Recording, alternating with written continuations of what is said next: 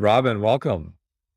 Hi, so good to see you. So good to have you back on the show. I loved your book, State Change. I'm like, with a subtitle like End Anxiety, Beat Burnout, and Ignite a New Baseline of Energy and Flow. What's not to love? So, congratulations. Thank you. Thank you. And so, what I'm curious is you're a real doctor. You're out there, you're seeing patients in your office physically and virtually, and you've got a staff of doctors at Parsley. And, we're recording this in mid-December, and this is gonna air in mid-January, and who knows how much the world will change between now and then, hopefully not too much, but I am curious, like, what are you seeing more of in your practice right now in our post-COVID, peak COVID, I don't know what to call it, world? What do you see?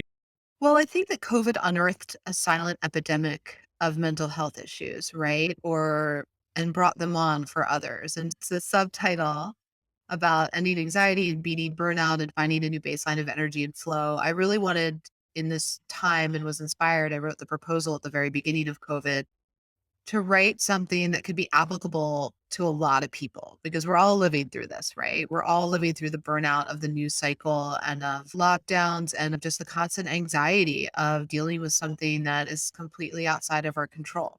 And whether you have a history of something very serious like, bipolar or trauma, or whether you're not happily dealing with one of those types of conditions, but you're just living in modern life, what we saw in our practice was that F.41, the ICD-10 code for anxiety, was the most diagnosed and most cited ICD-10 code in our patient base of tens of thousands of people, even when they were coming to us for other things like digestive issues or joint pain or migraines or infertility or whatever they came to us for. And so I felt really compelled to write something that could help anyone achieve what I call a state change, which is a shift to greater calm, to greater focus, to greater energy, to greater clarity through the body. Because there's a lot out there that we cannot control, whether it's our life history or what's happening in the world today. But there are so many things that we can do that can positively shift our mental health on the physical plane. And so I wanted to give people a key. I love that you've identified these 5 core actions in the book, which determine energy and flow. So you've got nutrition, exercise, sleep, technology, and then last, alcohol and drugs. So can you briefly summarize how you think about each of those and maybe start with nutrition? Yeah. So, core actions, first of all, the reason I called them that in the book is that I think that we do ourselves a disservice when we think about what we eat every day, how we move every day, how we interact with technology every day, and think of these things as habits or lifestyle, right? These things are not habits. Habits is like biting your nails. A lifestyle is like which brand of shoe you wear, right? But these things are things that we do all day, every day that are core to who we are and are defining actions for how we feel. And so I want us to recognize them as such. And when it comes to nutrition, and I'll cover the other ones in a second, you know, a lot of people don't realize, because how could they possibly know this? Because we don't teach anyone this, that the foods that they're eating or that you're eating on a daily basis are making you feel awful. They're causing your brain fog, your anxiety, your depression. And this can be anything from the fact that, our diet is 70% ultra processed and highly refined, and we're eating 100 pounds of sugar a year, right? And sugar and high blood sugar and metabolic disarray are actually linked to brain inflammation, depression, and anxiety. Or it could be something like a food allergy that you don't know you have. One of the most common manifestations actually of a gluten sensitivity or gluten intolerance is brain fog or irritability. And so just to use nutrition as an example, there's a lot of people and in our medical community often don't connect the dots between the physical and the mental. What is happening in the body that's driving your mental health or depleting your mental health? And the foods we eat every day can cause you to feel clear, calm, focused, or they can cause you to feel the opposite of those things. And so I walk through in the book how to essentially analyze your diet and understand if you're just eating foods every day that may not be serving you. Let's not call them bad or good. Let's just call them not serving you when it comes to establishing a positive outlook, mental and emotional well-being. Holding on nutrition for a moment, how would you describe your nutrition philosophy? And what are some of those foods that, again, I know it's hard to generalize, but are can contribute to us being a little bit more calm, less anxious? So the first things are what you cut out: refined sugar, refined carbs, and omega-6 oils, which are like your vegetable oils, right? Because the refined carbs, even if it's breads, pastas, crackers that don't taste sweet, are effectively sugar in the body. Sweets, sodas, candies, just anything that tastes sweet, all the sugary cereals, even the health bars and the health drinks and the juices. My old article on mindbodygreen from like 17 million years ago, the case against juicing got me in trouble from a bunch of people were mad, but these things are sugar bombs. And what's happening in the body when you eat a high sugar diet, and a lot of people, I think they're eating healthy, but are eating more sugar and carbs than they realize by a landslide. You increase your insulin, which can drive hormonal disarray. High blood sugar can lead to inflammation in the body. Too much sugar changes the kinds of bacteria that live in the gut that regulate our emotions through neurotransmitters that are actually gut regulated more than brain regulated. So we're eating a lot of stuff that's getting in our way, and then we also forget that most of our brains are made of fat, and when you're eating mainly vegetable oils, these are your corn oils and your grapeseed oils, and the kinds of oils that are in most takeout and restaurant food, you're actually making it really hard for your brain to build healthy cells, to build healthy neurons. And so I'll get to it to eat in a second, but removing these things from your diet largely, I just can't tell you over and over again how I see people feel transformed. And I've had patients for whom it wasn't about a food allergy necessarily or a food sensitivity, but they really cut out the carbs. They really up focused on a plant-based paleo, what I call plant-based paleo eating philosophy, which is not zero carb, but low carb. You still have your squashes and your um, sweet potatoes and even your whole gluten-free grains, your like quinoas and your rices in moderation. I'm not saying it needs to be keto or a zero carb diet. You can have those things plus lots of plants, plus lean, high quality protein. And when you really cut out the processed foods and cook, two-thirds of your meals, say 2 out of 3 meals a day are from a restaurant or prepackaged, people feel magically better in just a couple weeks. And so I kind of want that for everyone who's listening to this if you haven't tried it. And we walk you through in the book a 30-day plan to follow, what to eliminate and what to eat to establish that nutrition-based state. So essentially, eat food, not too much, mostly plants. Yeah, I mean, Michael Pollan really said it best. Like, I'm in a as a doctor in a medical practice that's treating patients who either are health optimizing or have one of the many chronic conditions that people come to us with. That nutritional adage of eat real food, mostly plants, not too much, like it works, right? And yet, what hasn't happened in our medical community is that we haven't said, this is therapy. This is therapeutic. This is treatment for disease. This is not just sort of a popularized, proverb that we all can nod our heads and smile. This will actually help cure. And especially when it comes to brain fog, I had a patient whose brain fog and anxiety were actually linked to SIBO, small intestinal bacterial overgrowth, which she had developed through a combination of overuse of antibiotics and eating a high sugar diet.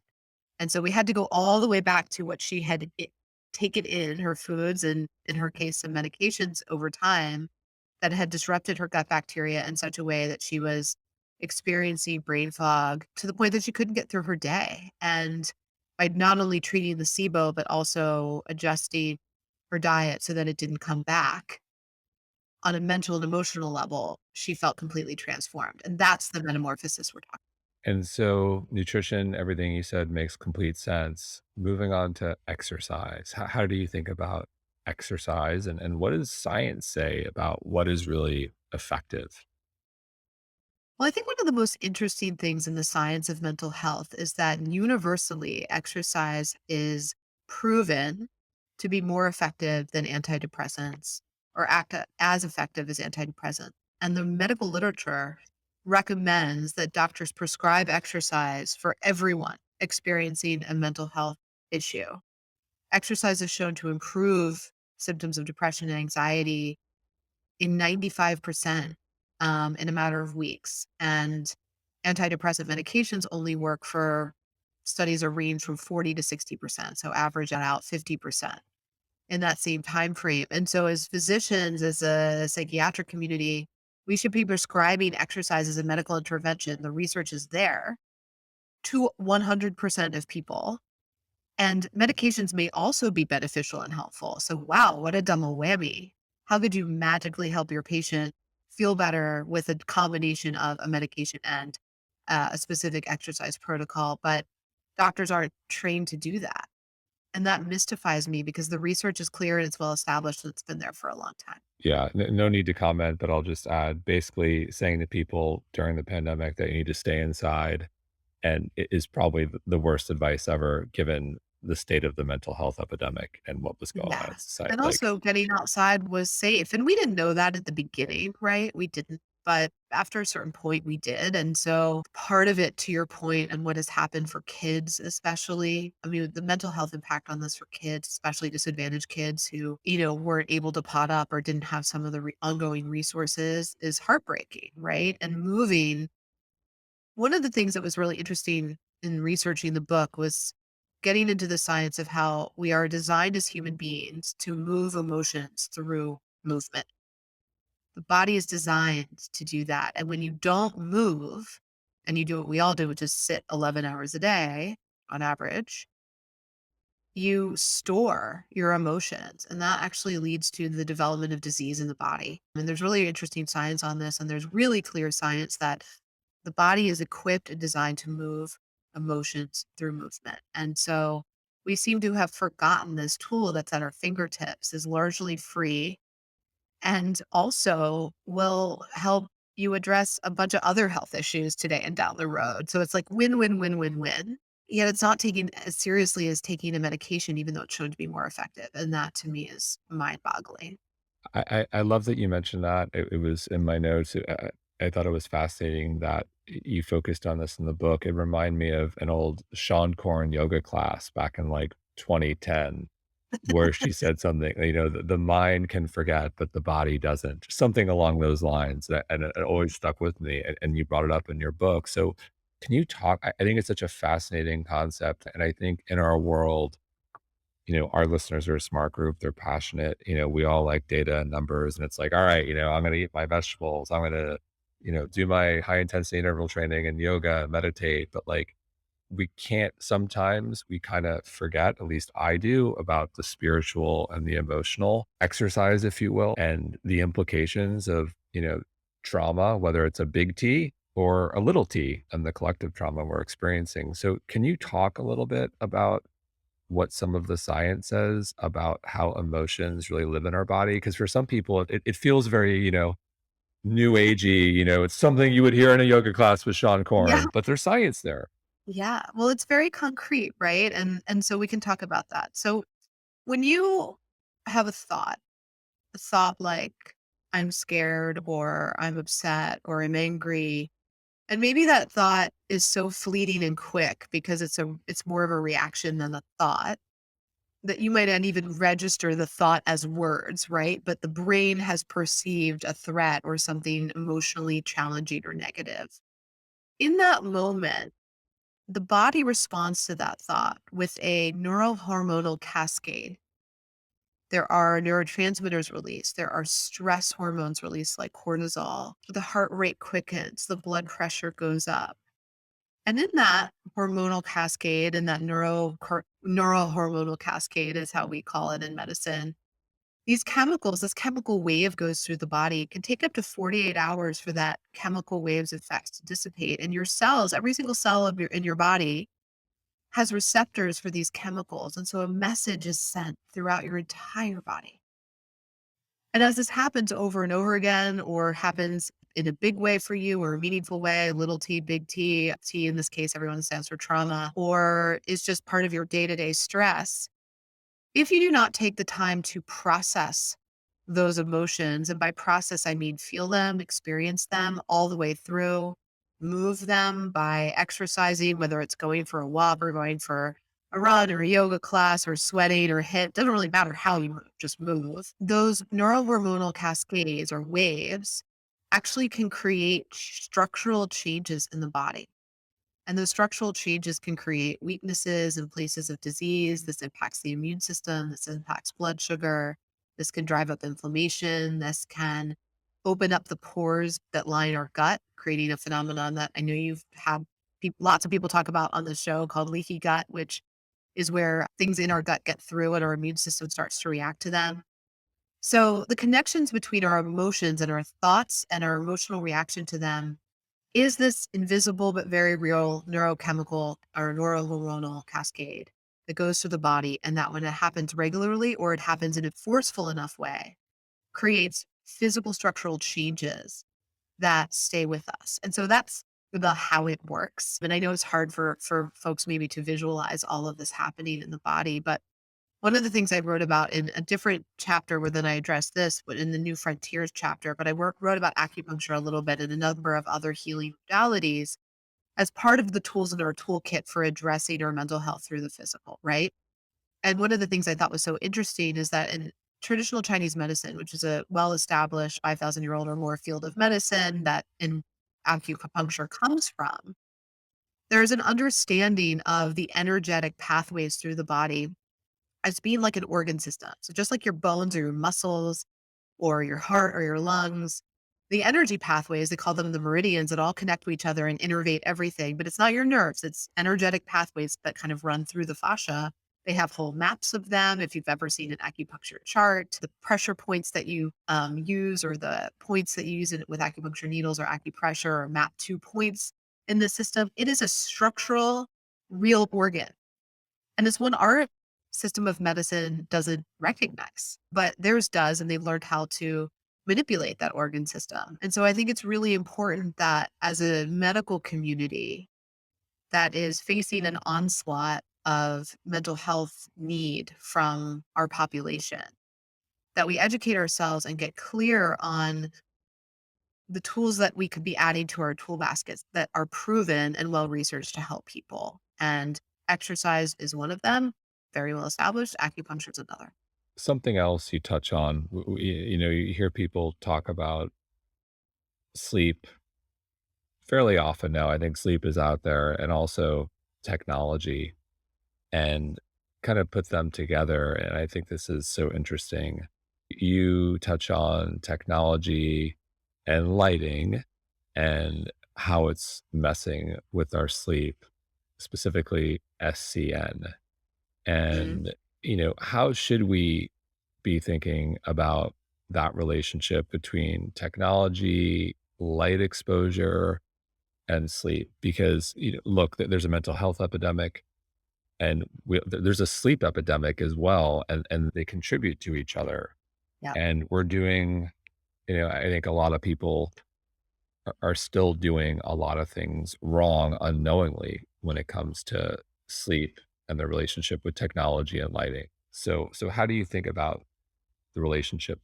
They are very much linked. And I was curious to learn, even in researching the book, how chronic sleep deprivation, even chronic poor sleep quality, you may be getting a good number of hours, but those hours might be crappy hours, not getting through enough full sleep cycles to basically heal and restore the brain. The brain washes itself out every night, cleans up the metabolic damage of the day and just the metabolic function of the day, and kind of gets ready for a new one.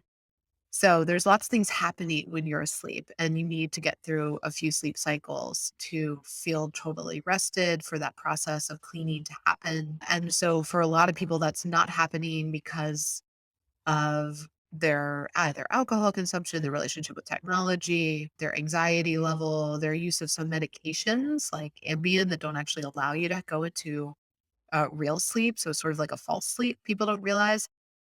And that chronic sleep deprivation or chronic poor sleep quality can mask as depression. And so I always say to my patients, if you're not sleeping, there's not much we can do. And when it comes to technology, a lot of people take for granted the ways that technology is disrupting their mental and emotional well-being, including their sleep. And we talked a lot in the past couple of years, I think, about blue light, and blue light is being emitted from your devices, and it also coming from like LED lights, as well as that low flicker rate of some of the LEDs, which are good because they last a long time, but bad because they irritate our nervous systems. And so this type of light is really disruptive to our sleep, and we got that message, and we're sort of filtering it and replacing our light bulbs. I did. I have like sort of a full UV spectrum that is more like the sun spectrum light bulb in my bedroom, for instance, instead of an LED. There may be places where it's okay to have LEDs, but bedroom's not one of them. And that light disrupts the SCN, which is a part of the brain that makes melatonin, and melatonin is needed for you to go to sleep.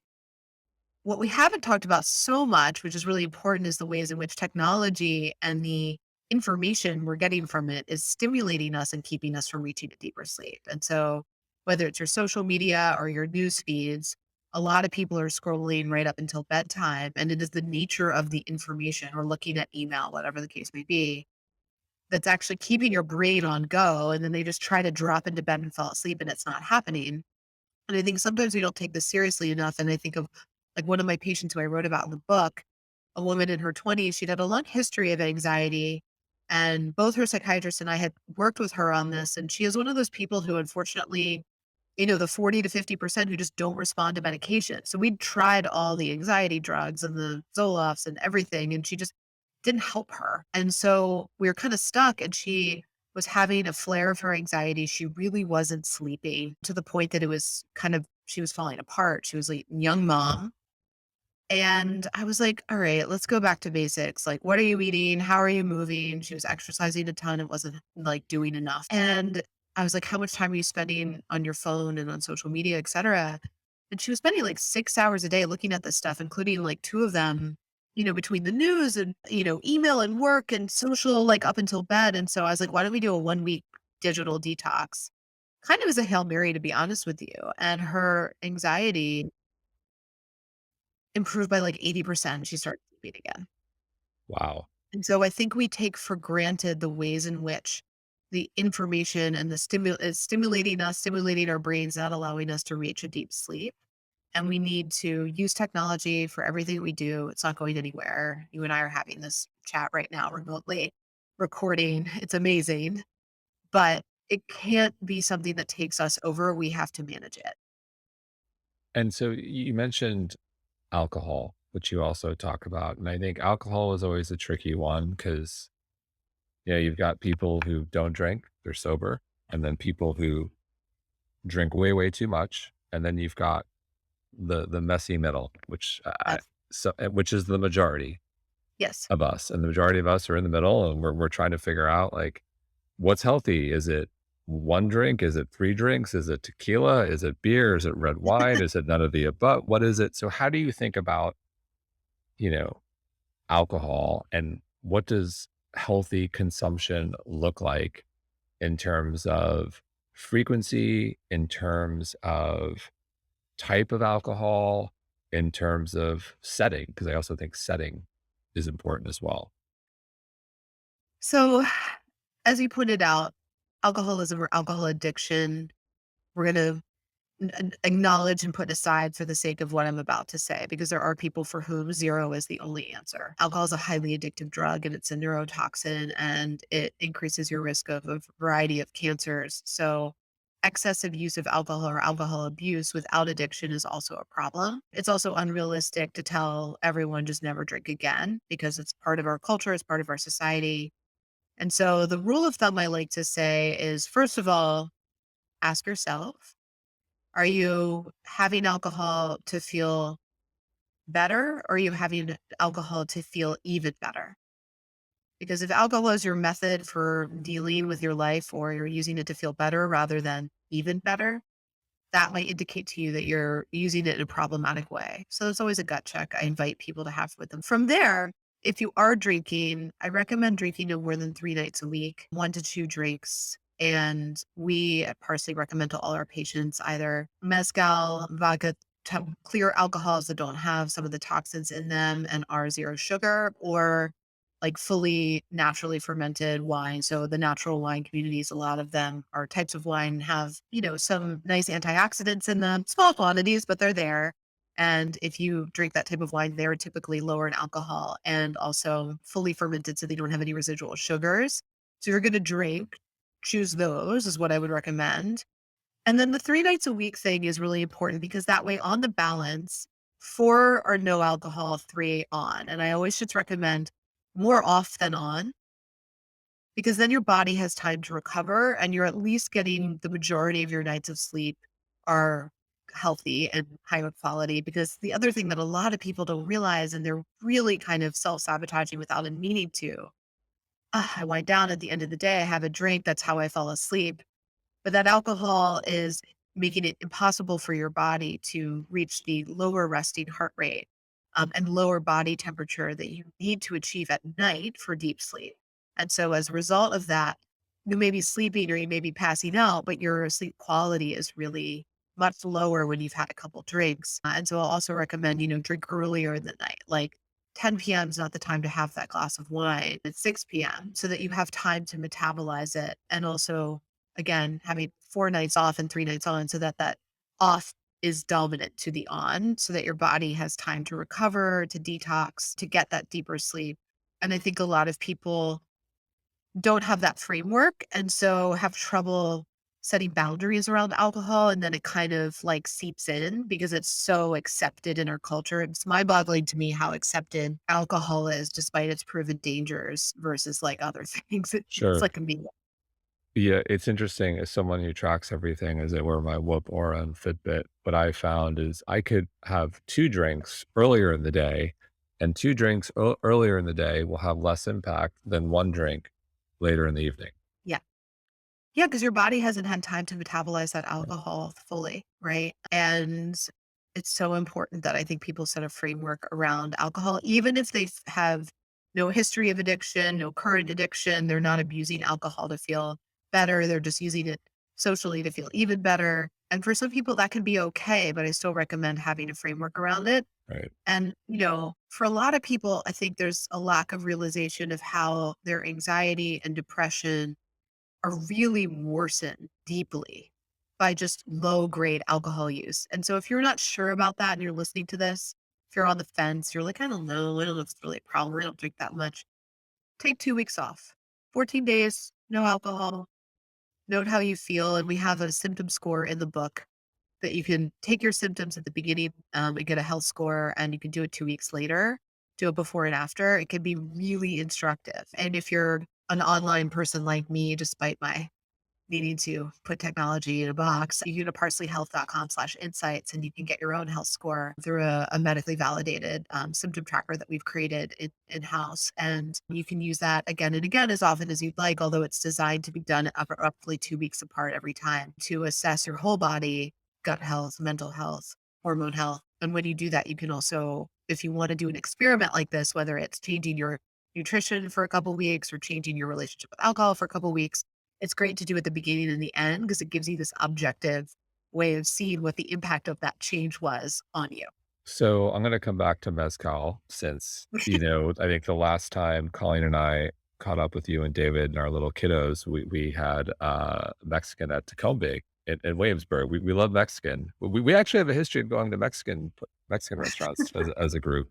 So Yeah. coming back to Mezcal and our affinity for Mexican food, is it just mezcal on the rocks? What can you mix with that for those who, wanna have a nice mezcal drink? And I'm being specific, no tequila mezcal, or is tequila number 2? I wanna get some clarity around this. White or clear tequila, but not the aged tequila that's darker in color. But mezcal is always that way, or for the most part, and then tequila is often that way. But there's a couple versions of tequila. Um, And then you can have a margarita, right? But just get them to leave the agave out. Like a lot of these bars and places like dump Yeah. sugar syrup into these things and it's terrible. So my drink, my like go-to drink if I'm out is mezcal margarita on the rocks with salt skinny. Which is a really embarrassing thing to say because I'll be like, no agave, no sugar. And the bartender or the waiter always looks at me and goes, skinny. And I like sheepishly look down and I'm like, yeah. Fine. So now I just own it. I'm just gonna say that, and it's the bartender's word for not adding agave. So next time we hang out as a group, we'll have to go to Grand Electrica here in Dumbo with you because they have a margarita with cucumber juice. Ooh. Yes, yes. So I like to think it's just the cucumber, the power, the antioxidant power of the cucumbers just, do magic, and it's just like neutral. Maybe, I'm sure I'm just Amazing. kidding. I'll imagine that with you when we go, but I'll see you there. So, we've covered the 5 pillars, nutrition, exercise, sleep, technology, and alcohol. And I'm curious, look, so many people come to see you in Parsley some of them have been shunned by Western medicine, and some of them are already like really healthy people. Like I would also say like some of the healthiest people I know see you.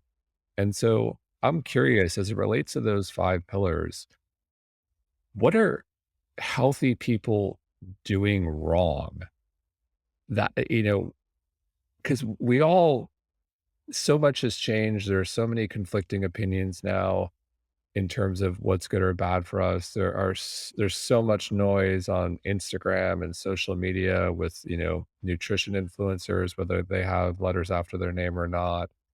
And I'm just curious, there are a lot of healthy people out there who are doing things wrong that they're unaware of. So in your professional opinion, what are some of the things you're seeing where like you're seeing these group of healthy people and you're like, "Oh my God, I can't believe you're doing that. Who told you to do that?" Yeah. Well, first of all, I mean, a lot of people aren't as healthy as they think.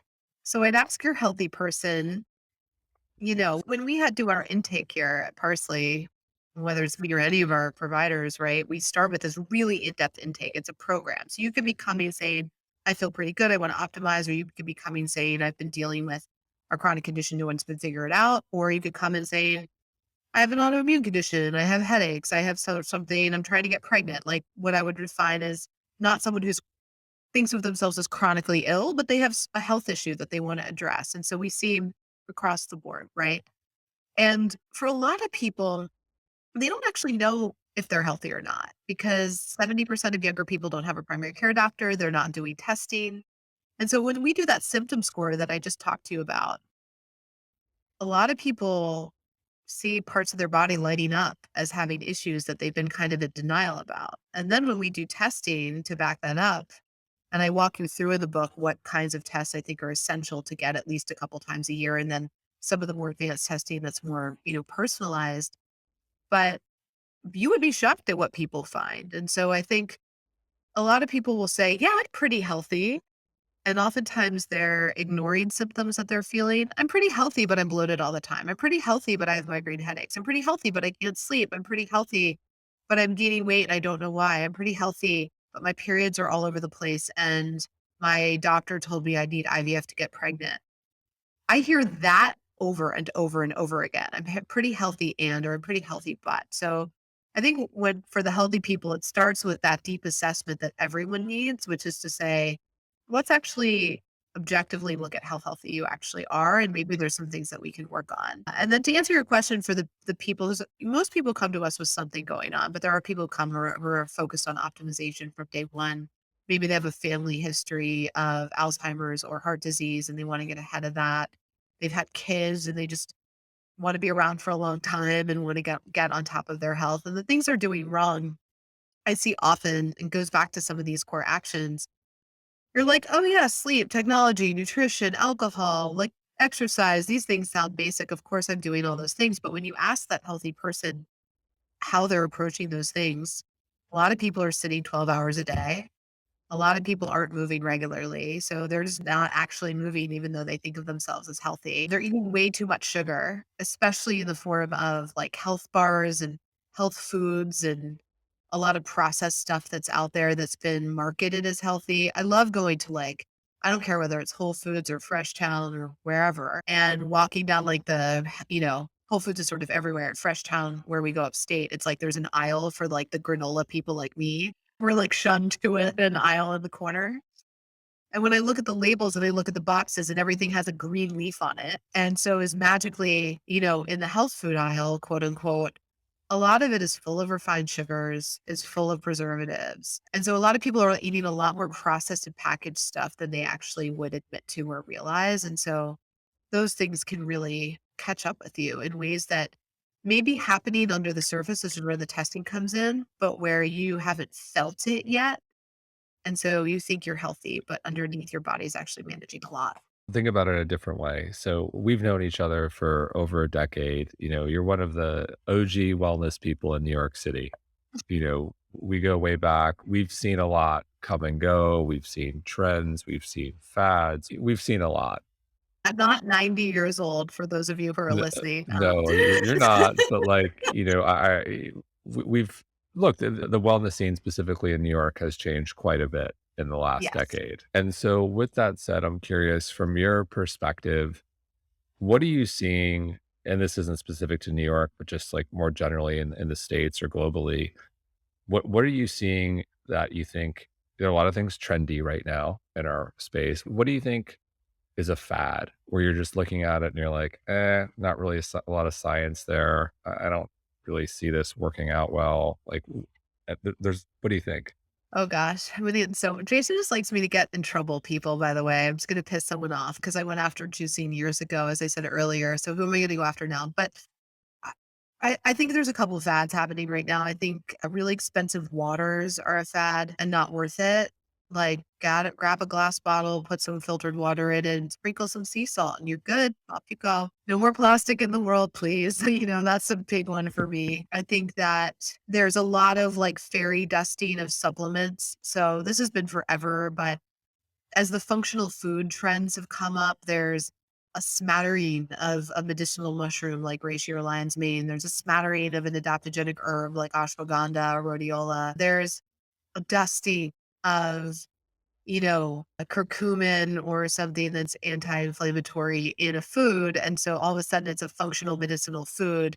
And there's so little of that ingredient in that food that it's absolutely going to do nothing for you, especially if it's counteracted by the sugar or other crap that's in there. So those are a couple of the big ones. So dusting of supplements does not work. And I think that, in the healthcare world, which is like a little bit aside from the wellness world, but what I'm seeing a lot right now is using the phrase food as medicine in like healthcare companies that are advertising themselves as primary care. These are sometimes really big organizations. And the sad part of it is that they don't understand nutrition. They're not actually prescribing food as medicine. They're just giving lip service to this notion of eat healthy, which, as I just pointed out, is easy to mess up when you walk down the aisle with everything with a green leaf on it. That's not actually healthy for you, or you don't know that you have food allergies. And so it's starting to become a fad in healthcare to use that in a band-aid way and not in a true way. And that's something I'm going to be really loud about in the future because I'm in my healthcare world. I'm starting to see that quite a bit. So, what was the most surprising study you came across while researching the book? Some of the research that fascinated me the most in reading this, one was the exercise research that I knew but kind of didn't know. And when I looked into how proven exercise is for mental health, it was gratifying and enlightening, but also sort of mind blowing just how much is there. I also had a really good time also in my New Frontiers chapter. I delved into the research on psychedelics a bit.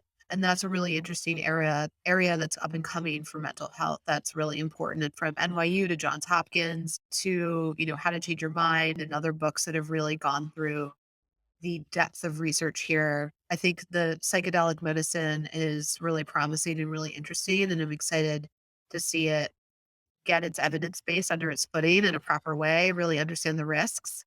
But we're talking about non-addictive medicines that are, if used in a supervised setting and if used as a therapeutic setting, you know, showing that they can massively help people with PTSD and other very serious mental health conditions. So, that's not my field. I'm not a psychiatrist. So it was really interesting to delve into the research on that. And I think that's a big trend that you're seeing right now. And you're going to be hearing tons more about in the next few years. The amount of investment and backing of companies bringing these types of products to market, whether they're what I would call floofy supplements or foods that don't do anything, or whether they're truly, doctor supervised healthcare companies. I think that's huge. And I think the research is there and coming.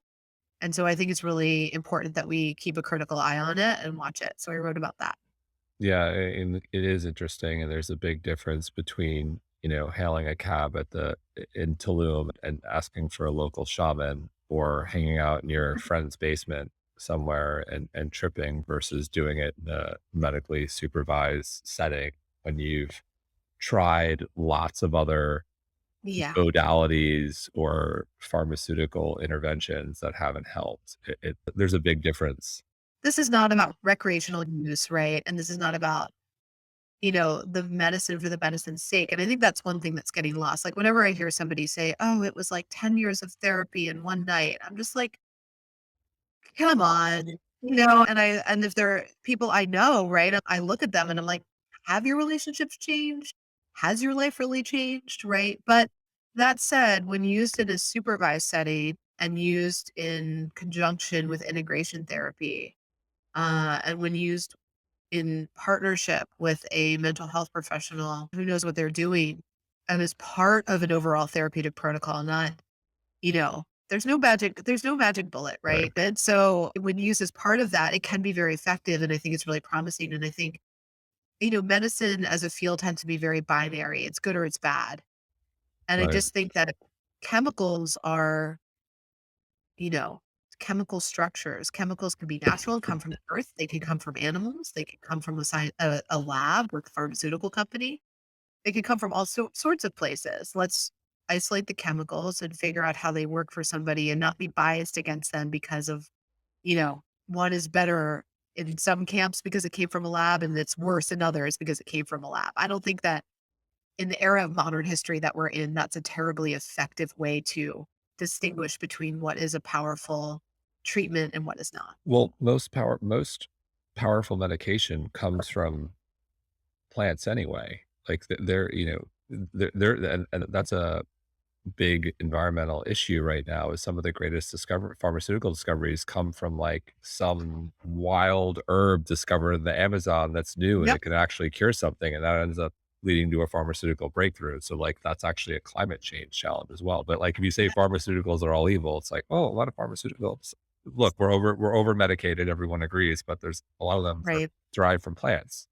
Metformin, Yeah. aspirin, these very common drugs that are practically in the water. Although aspirin just gotten some evidence that they're no longer recommending it standardly anymore. The risk of bleeding being higher for a lot of people than the impact on heart disease. And, but these things come from plants, as you say, Yeah. right? And so whether it's psilocybin coming from a mushroom or whether it's, aspirin coming from a leaf, we have to understand and appreciate that natural is powerful and take our supplementation seriously and take our medication seriously as well. So in closing, I know there's no magic bullet, as you stated, but is there one thing that pretty much everyone could benefit from incorporating into their life? Yep. One thing, closest thing to a magic bullet that I know for mental health is meditation. And whether it's a breathing exercise, I have a great article, people in mindbodygreen, and or a visualization based meditation, or you just count in for 4 and out for 6 for a couple minutes, or your meditation is cooking and keeping your mind focused on what you're doing as opposed to bouncing into the past, or future tripping or whatever you're doing. I think that the research is there. I don't think the research is there. It is there. And we write about the research behind meditation in the book. And from a practice that is powerfully transformative, without a doubt, for myself, for my patients, that's safe, that's free, that's available ubiquitously, that is part of the practice of the most high performing people on the planet. There's nothing I think more important that you can do. And I have not seen anyone who meditates even for a few minutes every day. 20 would be great, but if all you can do to start is 2, start there. I haven't seen a single person not benefit from it. Now, I will say you have to find the kind that's right for you. And just like there's a zillion ways to exercise, there's actually lots of ways to meditate. I think meditation gets a kind of a weird rap because people think it's this like uniform one thing. And that's not true. There's lots of ways to meditate: mantras, breathing exercises, visualizations, body scans, all the things, right? There's so many. But I write about some of my favorite apps on meditation in the book. I share some of my favorite books on meditation, some of my favorite teachers. And I just think it's one of the most important things you can do for mental health, especially in modern life. Agree. Robin, thank you so much. Thank you for having me.